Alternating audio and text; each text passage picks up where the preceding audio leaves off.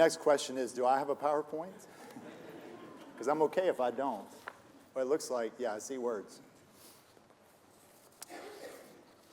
Before I get started, I just need to thank you all for the prayers for Harris and for Anna.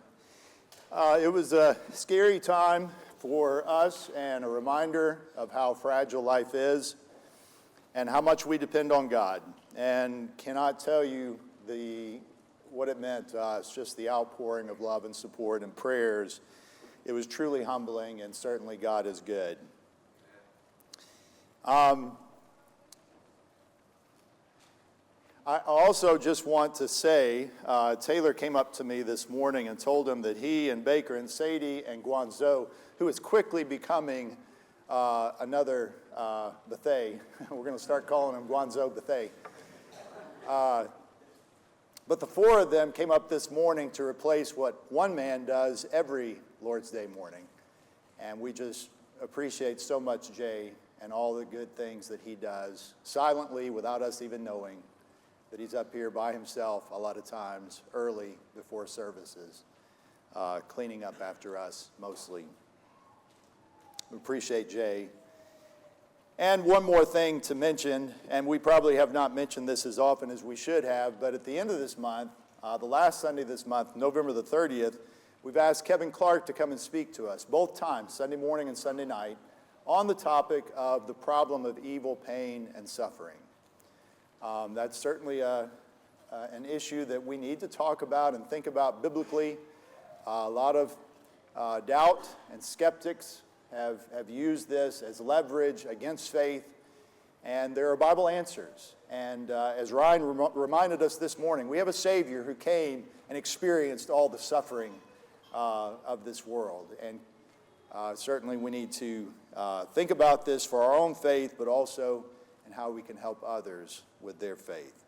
So looking forward to that at the end of this month. With our new additions and the other babies that are about to be born here in the next few weeks, it seemed like a good time for a lesson on parenting. Last week I had an article pop up on my news feed titled, "Child Psychologist Reveals Parenting Habits That Create Struggling Adults." And the title just caught my attention, and so I clicked on and read it. And according to this child psychologist, we're doing our children a disservice when we make things easy. He argues that so much about modern parenting is about making things smooth and safe and happy, and that's not really what children need. It doesn't prepare them for life. Life is not easy. Life is not smooth, and it's not always happy. This professor of psychology, Daniel Moran, said that when parents remove discomfort quickly, children never develop coping skills, which can be a problem later in life. He said, and I quote, "From a behavioral science perspective, children learn confidence by experiencing consequences and discovering that they can handle them." He added that true resilience comes from learning to stay present, feel the hard stuff, and keep moving toward what matters. What Moran advises parents is that they let their children struggle safely, his words. It's okay that they make a mistake because a mistake is an opportunity for growth. And they need to just learn how to struggle through it. My daughter Anna, if you don't already know, is an occupational therapist, and she's done a lot of work with children with developmental issues. And I see her using this training with our granddaughter, Rose. She'll just say, "Figure it out." Rose is trying to do something, and she's getting frustrated, and she just says, "Figure it out." And then when she starts to whine because she doesn't figure it out right away, she doesn't jump in and fix it and try to make her feel better. She says, "Dry it up. Figure it out. Dry it up. Don't cry. Just keep at it. You'll figure it out." This kind of parenting advice, one more quote from this psychologist. He said, "If we want confident, capable young adults, we have to let kids practice being uncomfortable. He said confidence doesn't come from constant praise, but comes from persistence, problem solving, and purpose. A little discomfort today can build the psychological flexibility that they will need tomorrow. This kind of parenting advice should sound familiar to us. There's nothing new about this. Turn over to Ephesians chapter 6. Ephesians chapter 6. We're going to read the first 4 verses. Our focus this evening is on verse 4. But we need to read verses 1, 2, and 3 to understand what's being said in verse 4. Instructions to both children and to parents. First to children, verse 1. Children, obey your parents in the Lord, for this is right. Honor your father and mother. This is the first commandment with a promise, that it may go well with you and that you may live long in the land. Fathers, do not provoke your children to anger, but bring them up in the discipline and instruction of the Lord. So this is 2 sides of the same relationship. On the child's side, the admonition is obey. Obey your parents. Honor your father and mother. And he notes here that this is the first commandment with a promise. This is one of the 10 commandments. The 5th commandment, honor your father and mother. And I've said this before, but if you look at the 10 commandments, honor your father and mother is right in the middle, the 5th commandment. The first 4 commandments are the vertical commands, all having to do with our relationship with God. You shall have no other gods, make no graven images, don't take my name in vain, remember the Sabbath day.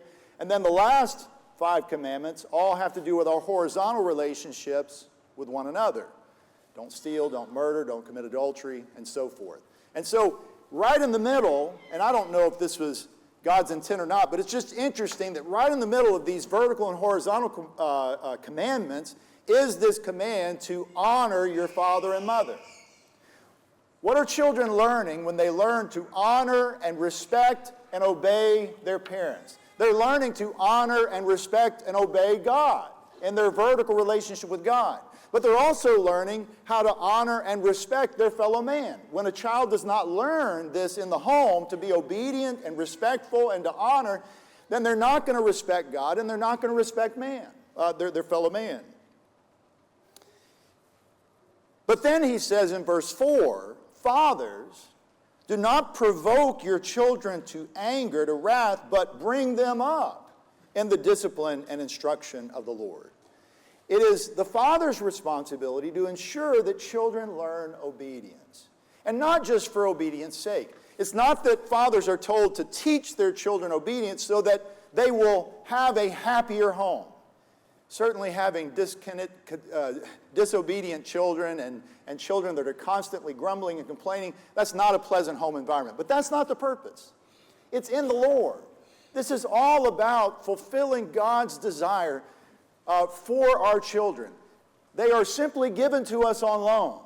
God has given us, as stewards, these blessings, not just for us to enjoy them and to benefit from them and profit from them, but to prepare them and train them to become disciples of the Lord. That's the purpose of all of this. And so we're going to talk about the fundamentals of biblical training this evening. And as our text says, it's about discipline and instruction. Discipline, the word paideia in the Greek, which simply means training or learning. Instruction, chastening, discipline. It's used in Hebrews 12, which we'll look at in just a moment, where it's describing God's discipline of his children. And then instruction, nouthesia, the Greek word, which means admonition, which simply just means teaching. And so it's through discipline and through teaching. A simple 2-step process. So what does this look like in a Christian home? Does the Bible give us any indication? I mean, all he says is just bring them up in the discipline and instruction of the Lord. Does the Bible give us any clue as to how this discipline and how this instruction looks in the home? And the Bible actually does. The Bible actually has a lot to say about parenting. Only it's not specifically directed as it is in verse 4, to parents. It's more in the form of examples. And the most important example of how to discipline and how to instruct that we have is in God himself. God has shown us as a father, training us, disciplining us, and instructing us. God has shown us in his own example how we as parents need to train, discipline, and instruct our children. And so we're going to look at really three passages tonight. We're going to start in Deuteronomy 8. You can go ahead and be turning over to Deuteronomy 8. And then we're going to look at Hebrews 12. Both Deuteronomy 8 and Hebrews 12 are going to be talking about discipline. And then we're going to go back to Deuteronomy chapter 6 and talk about instruction. Deuteronomy 8, then Hebrews 12, and then Deuteronomy 6. And we'll make a few applications at the end. So what do our children need from us? Well, the first thing they need from us is humility. Our children need humility. Deuteronomy 8, verse 1. And before I read this, let me give you the context of this reading. This is Moses speaking to the second generation of the children of Israel who came out of slavery. You remember they came out, passed through the Red Sea, went to Mount Sinai, became God's people, went up to take the land, sent the spies. Spies came back, 10 of them, with a bad report. And because of unbelief, that generation, the first generation, were not allowed to enter the promised land. For 40 years, that whole generation died in the wilderness. But the wilderness was not just about punishment. It was not just about forbidding those unbelieving Israelites from entering the promised land. It was also about preparing. As we're going to read here in Deuteronomy 8, Moses is going to tell this second generation, before they go in and take the promised land, remember the lessons that God taught you. Understand what the purpose of those 40 years was.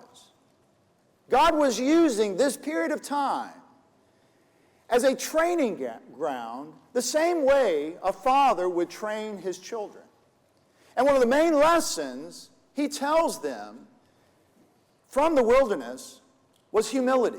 God was teaching you and training you to be humble. And I would suggest to you that that's one of the main things our children need from us. Is not just praise. I'm not saying that praise is inappropriate. In fact, praise is an important part of parenting. We need to praise our children. But it's not all about self-esteem. It's about humility. Our children need humility from us, and God shows us that that is essential if we're going to be good parents. And so let's read Deuteronomy 8 and verse 1 beginning. The whole commandment that I command you today you shall be careful to do, that you may live and multiply and go in and possess the land that the Lord swore to give to your fathers. And you shall remember, that's the key word, a key word here in Deuteronomy 8. You shall remember the whole way that the Lord your God has led you these 40 years in the wilderness, that he might humble you, testing you to know what was in your heart, whether you would keep his commandments or not. And he humbled you and let you hunger and fed you with manna, which you did not know, nor did your fathers know, that he might make you know that man does not live by bread alone, but man lives by every word that comes from the mouth of the Lord. Your clothing did not wear out on you, and your foot did not swell these 40 years. Know that in your heart, that as a man disciplines his son, the Lord your God disciplines you. So you shall keep the commandments of the Lord your God by walking in them, walking in his ways, and by fearing him. We learned so much about parenting from the wilderness. Why did the wilderness happen? Again, it was because of sin. And yes, this was punishment, but it was more than punishment. It was discipline. What God was doing, what God was trying to do, is to drive the pride from their heart. One of the reasons why they didn't take the land was not just because of fear. Not just because they looked at the walls and the tall giants of the land and said, we can't do this. It was because of pride. Willful disobedience. Their lack of faith and their disobedience went hand in hand. Well, how did God drive pride from their hearts? Well, pride does not come out easily. What do we associate most when we think about that period in the book of Numbers, when we think about that period of the wilderness wandering? What is the first thing that comes to your mind? When you think about the children of Israel with Moses, what do you think about? Well, you think about grumbling. And what did God do when the children of Israel grumbled and complained? He disciplined them. And part of their discipline was not giving in to their complaints. Every time that life was difficult, every time that life was uncomfortable, he didn't just rush in and rescue them from their discomfort and their pain. He rather taught them and trained them with things like food. Can you discipline your children with food? You certainly can. You can spoil your kids with food. And listen, we are living in a land where there are abundant opportunities for us to give our children all the things that they want and think that they need. You go into the grocery store, and where do they put all the sugary cereals? They put them down at the eye level with the children. That's intentional, by the way. Where do they put all the candy and the things the kids like? Where it's easily accessible. And we have the means and we have the opportunity to give our kids most anything that they want. We can spoil our children with food. And we're not just concerned with their physical health. We're concerned about the pride in their heart, reinforcing this idea that the world exists to make me happy. That's what everyone's supposed to do. Anytime I'm upset, anytime I'm uncomfortable, anytime I need someone to come in and give me what I want. The world revolves around me. We have the task and the responsibility of teaching our children that the world does not revolve around them. What's the best way to teach our children humility? Well, number one, don't give them everything they want when they want it. Again, what did God do when the people complained? He gave them bread every single day. Your kids complain about leftovers? I mean, of course, there were no leftovers in the children of Israel, but it was the same meal every single day. What was he teaching them? Man does not live by bread alone, but by every word that proceeds from the mouth of God. This is what's for dinner. And it's what's for dinner tomorrow, and the day after, and the day after. And you're going to like it. And furthermore, you're going to be thankful for it. That's what God was teaching his children. Don't give your children everything they want when they want it. Secondly, we need to teach them submission to authority. Again, the world does not revolve around them. Let's continue reading in verse 7. For the Lord your God is bringing you into a good land, a land of brooks of water, of fountains and springs, flowing out in the valleys and hills, a land of wheat and barley, of vines and fig trees and pomegranates, a land of olive trees and honey, a land in which you will eat bread without scarcity, in which you will lack nothing, a land whose stones are iron, and out of whose hills you can dig copper, and you shall eat and be full. And you shall bless the Lord your God for the good land he has given you. But notice what he says in verse 11. Take care lest you forget the Lord your God. How? By not keeping his commandments and his rules and his statutes, which I command you today. What did he say about bread? Man does not live by bread, but by what? Every word that proceeds from the mouth of God. It's not about bread. It's about obedience. Again, verse 11. Take care lest you forget the Lord your God by not keeping his commandments and his rules and his statutes, which I command you today. Lest when you have eaten and are full, and have built good houses and live in them, and when your herds and flocks multiply, and your silver and gold is multiplied, and all that you have is multiplied, then your heart be lifted up, and you forget the Lord your God, who brought you out of the land of Egypt, out of the house of slavery, who led you through the great and terrifying wilderness with its fiery serpents and scorpions and thirsty ground where there was no water, who brought you water out of the flinty rock, who fed you in the wilderness with manna that your fathers did not know, that he might humble you and test you to do you good in the end. We need to teach our children, number one, that they don't need to think that the world revolves to satisfy their wants and their needs. Don't give them everything that they want, and teach them submission to authority. It is so easy to forget God while living in a prosperous land. We need to teach that we obey God, that we keep His commandments, that man does not live by bread alone. The most important thing, the only thing that matters, is that we live by every word that proceeds from the mouth of God. He begins this chapter, as he begins many chapters in Deuteronomy. Be careful to obey all that God has commanded you. Every word that proceeds from the mouth of God. But finally, we teach humility by giving thanks. That's the reason why he keeps saying, do not forget, or remember. Verse 17, beware lest you say in your heart, my power and the might of my hand have gotten me this wealth. You shall remember the Lord your God, for it is He who gives you power to get wealth. It's so tempting for us as parents to just give our kids whatever they want.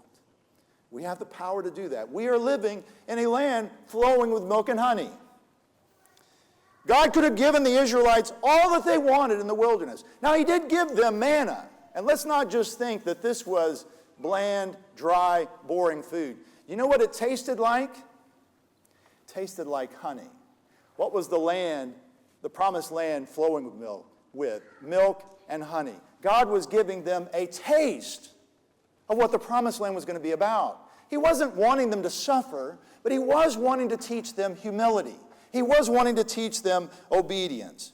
Our children need humility. They need training. They need discipline. They need to understand that the world does not revolve around them.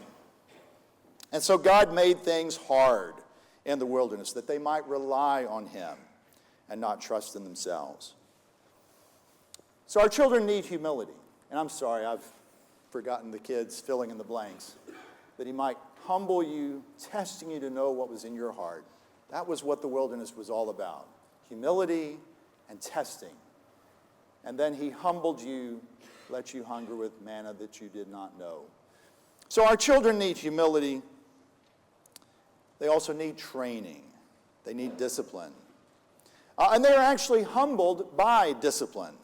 The two are not unrelated. They go together, hand in hand.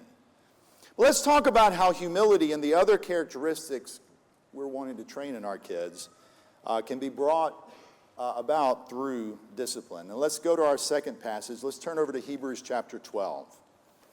Hebrews chapter 12. We looked at Hebrews 12 a few weeks ago when we talked about endurance, running with endurance. If you remember my lesson on that. And we focused on really the first couple of verses and then verses 12 through 17. In between those verses, so we've got this analogy that the Hebrew writer is finishing up the letter with, that we need to continue on keeping on. We need to focus on the goal, what God has put before us, the promises that He has given to us, and not allow the suffering and the struggles of this life to hold us back, but to run with endurance, looking to that goal, to that reward. But in this analogy, talking about this endurance race, this marathon, this lifelong race that we're running, he includes another analogy, an analogy within an analogy, where when he's talking about discipline, of course you have to have discipline. If you're going to run a long race, an endurance race, you've got to train for it. You've got to discipline yourself. He talks about parenting, and he's kind of using the parenting analogy. So we're talking about God and applying God's discipline and saying, well, this is how we should discipline our children. The Hebrew writer is actually doing the opposite. What the Hebrew writer is doing is he's assuming that his audience understands the importance of children disciplining their children. Of course, a father is going to discipline his child. And he's saying, you understand that. Understand that's the reason why God is disciplining us. We're going through really hard things right now because of our faith, because we have held on to our faith in Jesus Christ. Understand that doesn't mean when these bad things happen to you that God has forsaken you, that God doesn't care about you, that God isn't listening to your prayers. No, just the opposite. If you're going through disciplining, that means that God loves you. I'm sure that Kevin's going to be talking about that at the end of this month when he talks about the problem of evil, pain, and suffering. That there's a redemptive purpose to going through difficult things in life. But we're going to talk about it in the other way. We're going to talk about God, the ideal of God disciplining us, and what we can learn as parents from Him. How can we train our children the way God trains us? Okay, so with that in mind, let's read the text, verse 3, Hebrews chapter 12, verse 3. Consider him who endured from sinners such hostility against himself, so that you may not grow weary or faint-hearted. In your struggle against sin, you have not yet resisted to the point of shedding your blood. And have you forgotten the exhortation that addresses you as sons? My son, do not regard lightly the discipline of the Lord, nor be weary when reproved by him. For the Lord disciplines the one he loves, and chastises every son whom he receives. It is for discipline that you have to endure. God is treating you as sons. For what son is there whom his father does not discipline? If you are left without discipline, in which all have participated, then you are illegitimate children and not sons. Besides this, we have had earthly fathers who disciplined us, and we respected them. Shall we not much more be subject to the Father of spirits and live? For they disciplined us for a short time as it seemed best to them, but he disciplines us for our good, that we may share his holiness. For the moment, all discipline seems painful rather than pleasant, but later it yields the peaceful fruit of righteousness to those who have been trained by it. So what can we learn from this passage about discipline? I want to just point out three verses here. First of all, verse 9. He says, besides this, we have had earthly fathers who disciplined us, and we did what? We respected them. Our children, one of the purposes of training and discipline is that our children learn to respect us, that they learn to respect authority. As soon as our children know what the word no means, they need to understand that no means no. That don't touch that means don't touch that. That come here, it's not a suggestion, that come here means come here. The first time, first and fast. When we say pick up your toys, that means right then, pick up your toys. And there will be consequences if there is disobedience. That's the reason why we do this. It's not so that our lives will be more convenient. Again, it's not so that we won't be embarrassed at Walmart when our kid is pitching a fit. It's not so that they're picking up the toys so that we don't have to pick up the toys. That's not the point. It's not about the toys. It's not about the inconvenience. It's not about the embarrassment. It's about teaching respect. Again, the vertical and horizontal commandments.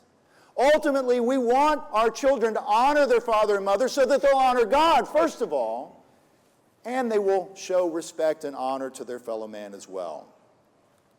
Verse 10, it says, but he disciplined, let me read the first part. For they disciplined us for a short time as seemed best to them. What's kind of implied there is that our discipline is imperfect. And we're just going to say that out loud. You're going to make mistakes. I've made so many mistakes. And one of the prayers that Adrian and I would offer to God is, Lord, override our mistakes. We're messing up. We're failing our kids in many ways.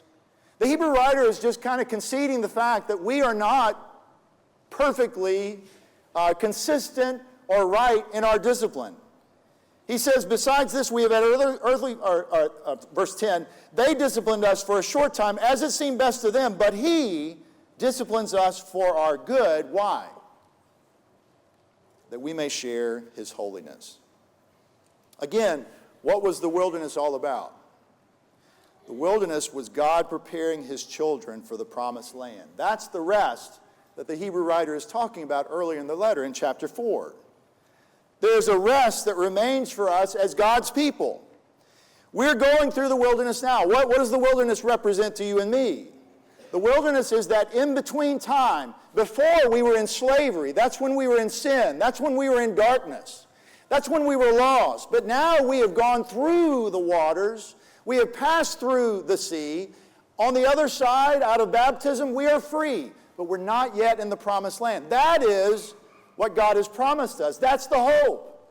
And ultimately, the hope is that we will be transformed completely into the image of God. We ruined that image when we sinned. God made man upright. God made man in His image, but we lost that sin, that image when we sinned. But now God is taking us through the wilderness, as it were, through this life, as a training ground to prepare us that we might fully share in His holiness. And that transformation has started right now. And so what's the purpose of us training our children? We're preparing them through this wilderness to become more like their Creator, more like God. It's not about you and me. God has given us, our children, to prepare them for a lifetime of service to Him, and ultimately that they might go to heaven. We want our children to be independent from us and dependent on God. We want them to become disciples. That's why we train them.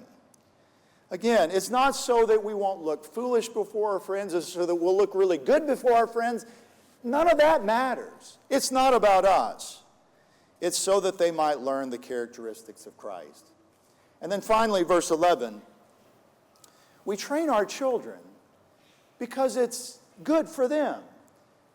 Verse 11, for the moment, all discipline seems painful rather than pleasant. It's not fun. It's not fun for the kid. It's not fun for the parent either. It's not pleasant. It's painful. That's why it's called discipline. But later, it yields what? The peaceful fruit of righteousness to those who have been trained by it. Our children are happier. Trust me. Our children are happier when they are well disciplined. Does that child in the middle of the mall that's screaming and yelling and crying because they didn't get another doll at the store, or whatever they were crying for, a candy bar, does that child seem happy to you? Does that child that has everything that they could ever want, and yet there's just one thing that they've been deprived of for whatever reason, does that child seem happy to you? No, they're not peaceful at all. Righteousness is peaceful. And the reason why righteousness is peaceful is that's what we were made for. We were not made for selfishness. We were not made for pride. We were made to think and to be and to behave like God. And only when we start to develop the characteristics of our God do we find our true purpose. And only when we find our true purpose do we find ourselves at peace. Show me a child who is well disciplined, and I will show you a child who is content and peaceful and happy. That's what we want for our children. Our children are more peaceful because they are more safe and they are more secure because they know where the boundaries are. The boundaries are not always shifting and changing every other day. They're more safe and secure in their relationship with their parents. They know that their parents love them. And they know. I read another article. I don't know if I should share this one or not. But it was about how Gen X grandparents, that's my generation, how Gen X grandparents are complaining that they don't like their grandchildren. And you know why they don't like their grandchildren? Because they're spoiled little brats. And they are just so annoying. And that is horrible to say. Maybe I shouldn't have said that. But you know what children learn when they have been trained by the peaceful fruit of righteousness? Not just that their parents and their grandparents love them, but their parents and their grandparents enjoy being around them. Our children figure out, nobody really likes me. Nobody wants to be around me because I'm a lot to deal with. They don't understand why. They don't understand that if they would learn humility, which their parents are not teaching them, that they would be more enjoyable to be around. But they know that their parents enjoy them and love them. And furthermore, they feel better about themselves. Again, because there's something within all of us that tells us that this is what is right. This is what we are made for. We're not made for selfishness. We're not made for pride. And we're not happy when we're selfish and prideful. And so our children need humility. Our children need training, but finally our children need God. Turn over to Deuteronomy chapter 6, and this will be our last passage. Deuteronomy chapter 6. Again, this is Moses preparing the next generation to go in and inherit the land. And he opens Deuteronomy 6 really the same way he opens most chapters here in the first part of Deuteronomy. In verse 1 he says, "Now this is the commandment, the statutes, and the rules that the Lord your God commanded me to teach you, that you may do them in the land to which you are going over to possess it, that you may fear the Lord your God, you and your son and your son's son, by keeping all his statutes and his commandments, which I command you, all the days of your life, that your days may be long. Hear therefore, O Israel, and be careful to do them, that it may go well with you, and that you may multiply greatly, as the Lord, the God of your fathers, has promised you, in a land flowing with milk and honey." Verse 4. "Hear, O Israel, the Lord our God, the Lord is one. You shall love the Lord your God with all your heart, and with all your soul, and with all your might. And these words that I command you today shall be on your heart. You shall teach them diligently to your children, and shall talk of them when you sit in your house, and when you walk by the way, and when you lie down, and when you rise. You shall bind them as a sign on your hand, and they shall be as frontlets between your eyes. You shall write them on the doorpost of your house and on your gates." What is he saying here? This is what the home is supposed to be. Yes, it's a time of discipline and training, but it's also a time of instruction. Instruction about God. "Hear, O Israel, the Lord our God, the Lord is one," which is to say he is the only God. There is no other God but our God. He alone habits in immortality. He alone has eternal life. He is the only God. All the other gods, as we read in our scripture reading this evening, they are deaf and they are dumb. They can't speak, they can't hear, they can't do anything. But our God is a living God, and he is one.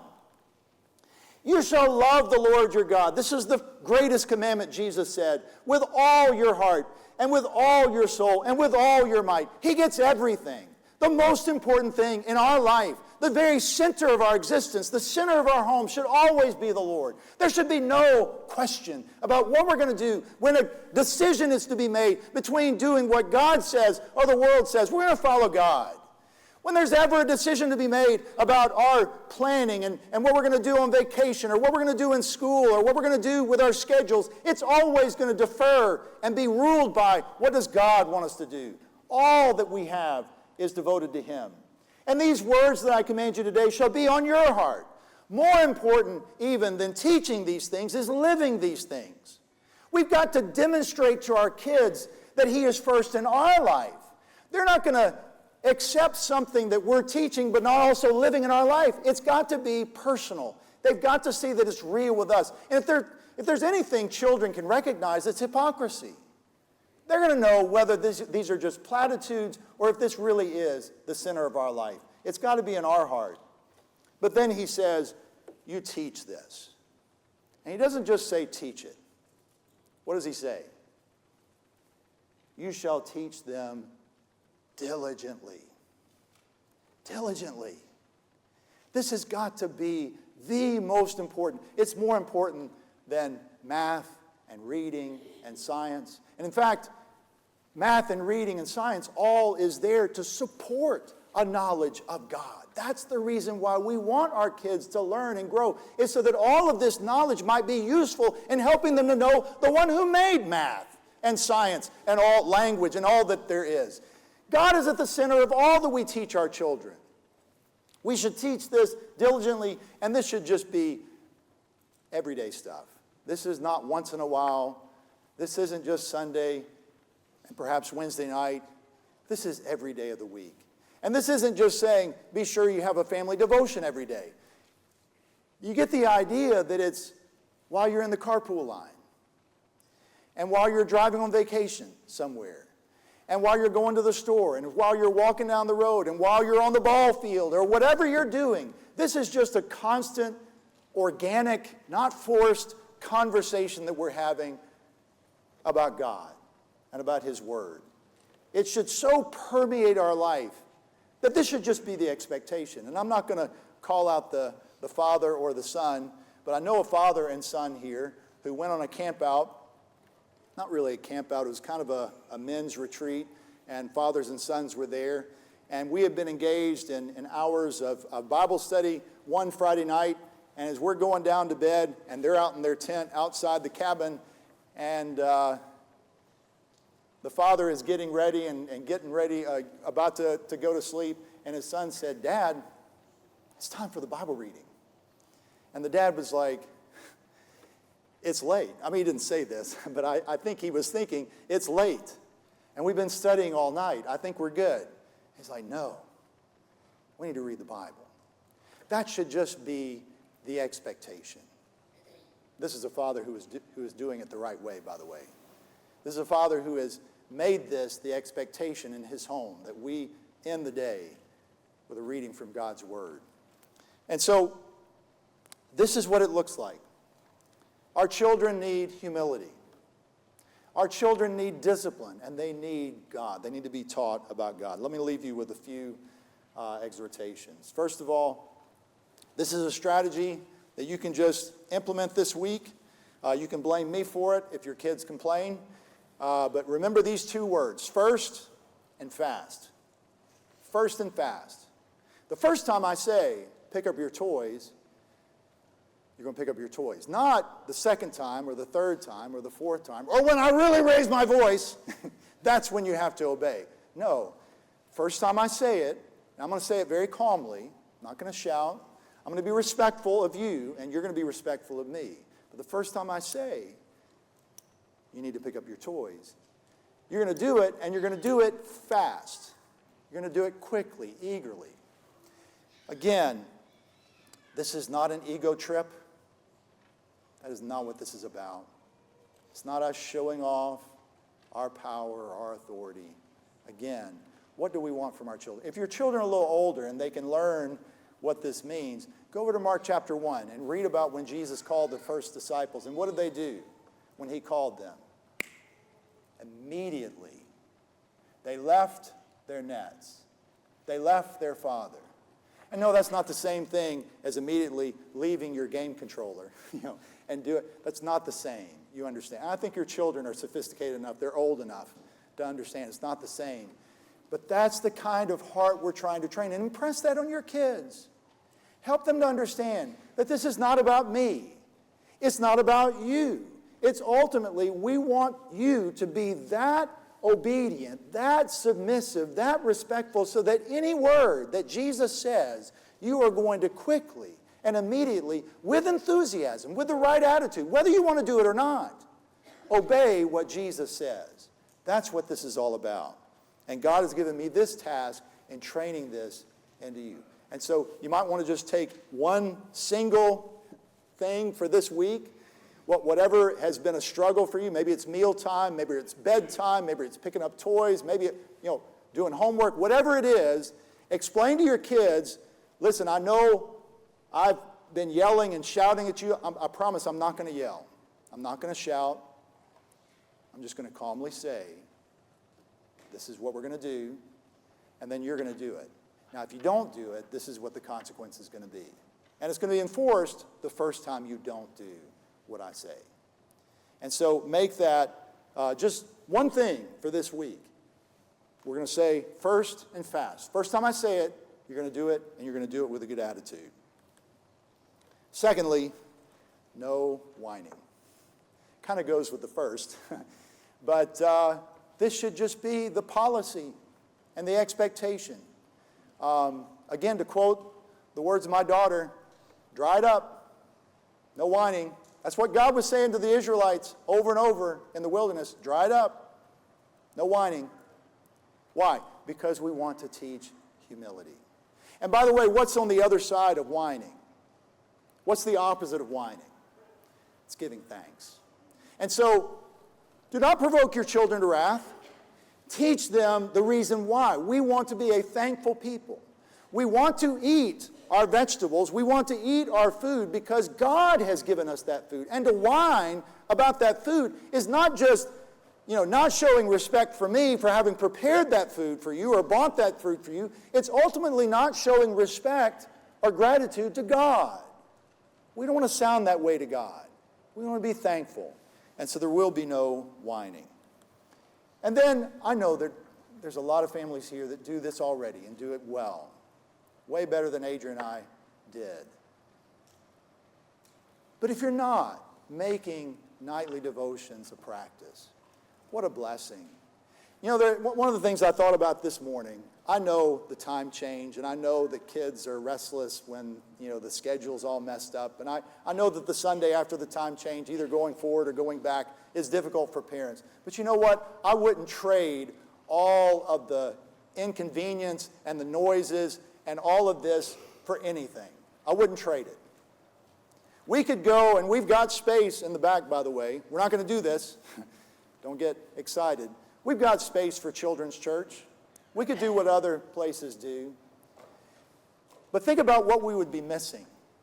Think about all these voices. If you sit up here especially, and you hear these little children as they're singing Hosanna like children did 2,000 years ago to Jesus, what a blessing we'd be missing if there was children's church.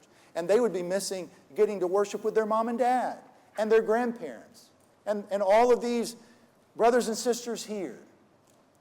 One of the most precious things, one of the memories that will stir you years from now when you're an empty nester. You'll think back to those times when your kids were sitting on the couch and y'all were praying. And those special, precious prayers those children pray. And those times when you would share for the first time all of these stories and the wide eyes, thinking about the great things that God had done. What a blessing we have. I know it's not easy. I know it's tough at the end of the day when the kids are restless and it's hard to get everybody together and the schedules and the busyness and the sports and the recite. I know how hard it is. Make the time. Make it a priority that you spend this time in devotion to God. And may God help us to raise our children to serve them and to honor Him. I'll leverage the analogy that Ryan started this morning. You understand, and I've told you this before, you've heard this before, that Roman adoption was a little different than adoption today. Most often when we think about adoption, we're thinking about a child or even a baby that's being adopted by a family, and that's a beautiful thing. But Roman adoption, it was normally someone who was an adult who was adopted, usually because of a family that had no legal heir, no son or daughter to leave the inheritance to. And so the landowner, the wealthy man, would leave his inheritance to some servant in his house. Who are we? After all that we've done, what a wonderful lesson Ryan shared with us. We murdered the Son of God, the author of life. And now He's turned around and offered us not just servitude as a slave, but sonship. We've been adopted. And you can be adopted tonight and share in the inheritance with Christ Himself. We are joint heirs with Christ. What a blessing we have. And that blessing can be yours. You can be an adopted son, adopted daughter of God Himself. So if you haven't yet obeyed the gospel, why don't you come tonight and together we stand and sing.